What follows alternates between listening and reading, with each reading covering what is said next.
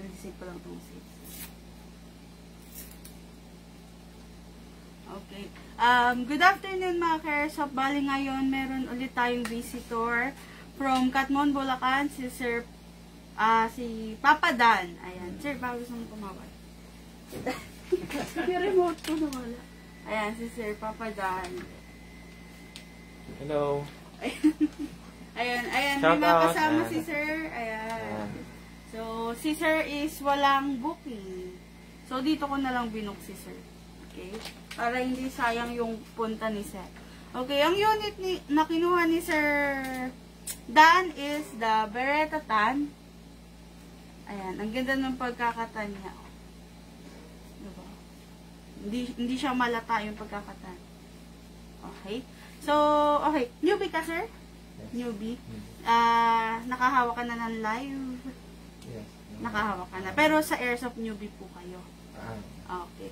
Okay, turo na natin kay Sir yung dapat gawin sa airsoft natin before natin siya i-fire. Okay? So, Sir, release the magazine. Before natin i-fire yung unit mo, Sir, so we need lubrication muna. Kasi yung unit mo bago, Sir, syempre, mga tuyo pa yan, so hindi pa siya ganun ka-smooth. So, kailangan natin mag-spray ng oil para ma-lessen din yung mga grinding spot. Okay? Kasi baril yan, so maraming nangyayari dyan. Diba? Nagkikis-kisan po yung mga metal. So, sa oil, sa unit muna tayo. Open slide natin, Sir. Then, lock po. Taraas lang po to. Then, dito po kayo mag-i-spray. Then, release. Then, always i-rest. Tsaka nga pala guys, si Beretta, ayan, ano siya, hindi siya katulad ng Glock na hammerless. So, ayan, may hammer siya. Okay? Ayan yung hammer. So, kailangan, Sir, lagi po siyang nakarest. Lagi, kasi kapag hindi po nakarest siya, delikado po, ready to fire. So, always rest. Okay? Tapos, sa magazine po, Sir, this is the output bulb. This is the inlet bulb. So, dito tayo maglalagay, Sir, ng gas. Then, dito, ito naman, ito yung hinahampas ng hammer para mag-release po siya ng gas. Para mag-make ng blowback sa ating airsoft. Okay? So, sa mga bulb po na to, itong dalawang bulb na to is meron siyang mga rubber o-ring na kailangan nating i-maintain na intact tsaka hindi malutong. Hindi lulutong. So, Sir, sa pag-spray, slightly press po. Slight lang, Sir, then spray ng oil. Pinipress po siya para yung oil is papasok. So, kapag hindi nyo po prines yan, hindi po papasok yung oil. Then, dito, Sir.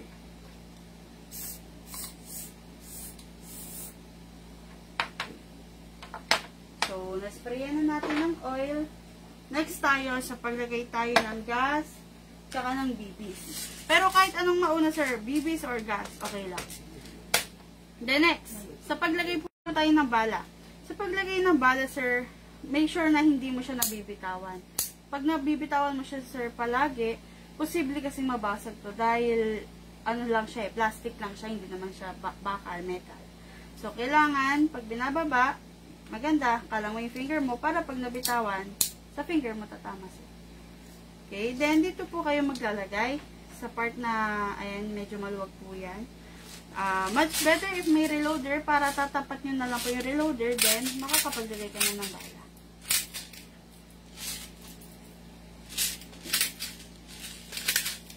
Okay, so ayan, hindi ko na po masyadong punuin. Pero, Sir, yung sa paglagay mo ng bala, mas maganda pag ganito. Para marami kang malalagay, tsaka maganda yung feed sa baril po natin. So, maganda alternate.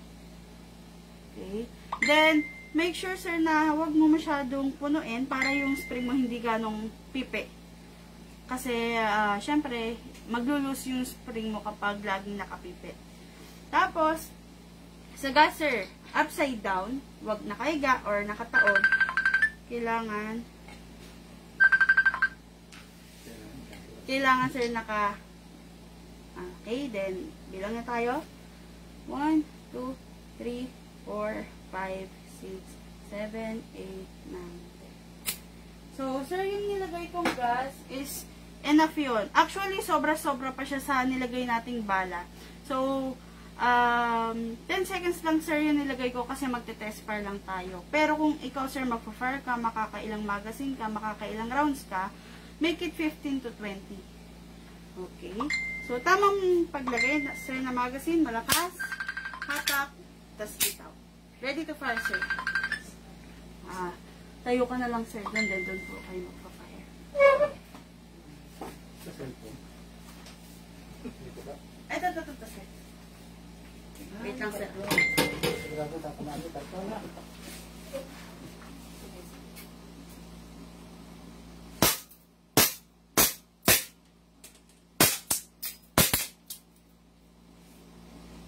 Sige sir, bukasin mo.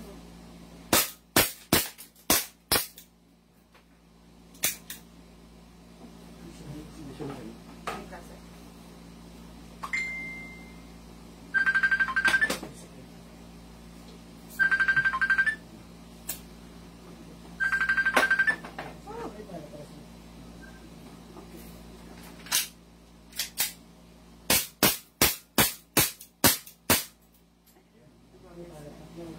So, ayan, nag-open slide na. Ibig sabihin, wala na po siyang lamang bala.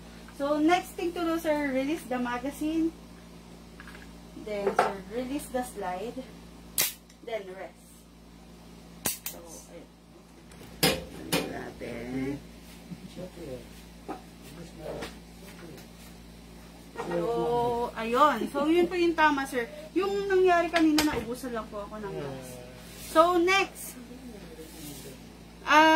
Next natin gawin, sir, is papasingawin tong magazine kapag hindi na natin siya gagamitin. Mga 3 to 5 days, okay lang na wag nating pasingawin.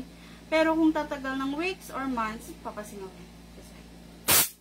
Hindi ko pa po pinasingaw lahat, may laman pa po yan. Kasi for sure, maglalaro po kayo mamaya.